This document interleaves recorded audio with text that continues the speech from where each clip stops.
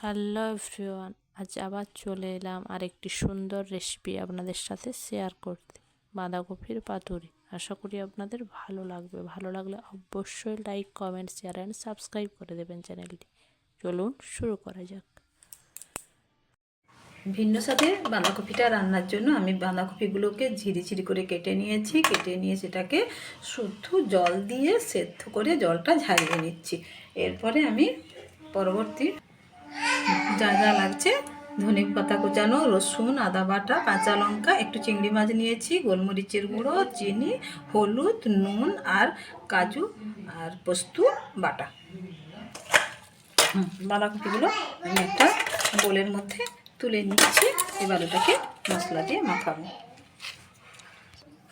একে একে সব মশলাগুলো আমি এই বাঁধাকপিটার সঙ্গে মিশিয়ে নিচ্ছি।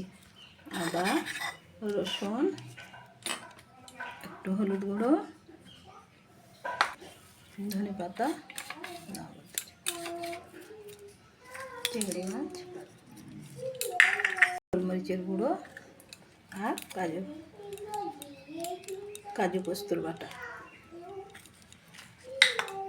শেষে একটু চিনি দিয়ে দিলাম। সব মশলা দিয়ে মাখা হয়ে গেছে। এবার একটু সর্ষের তেল দিচ্ছি। সর্ষের তেলটা একটু বেশি করে দিতে হবে। ব্যাস, দিয়ে এবার মেখে নিচ্ছি। এবার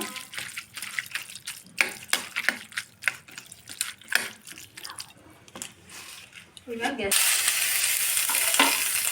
কড়াইতে কিছু বাঁধাকপির পাতা, আমাদের বাড়িতে তো কলা পাতা নেই, তাই বাঁধাকপির পাতা নিয়ে নিচ্ছি কিছু, সেটা রেখে দিচ্ছি। এইবার এই মাখাটা এর মধ্যে দিয়ে দেবো।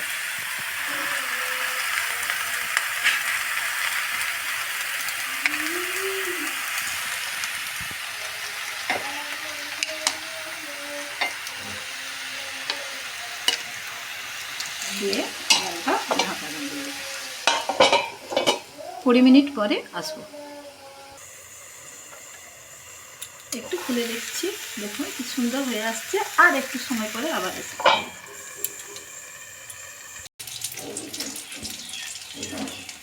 20 মিনিট হয়ে গেছে। এবার আমি দেখুন কি সুন্দর হয়ে গেছে ভিন্ন স্বাদে বাঁধাকপিটা। এবার এটা আমি তুলে নিচ্ছি।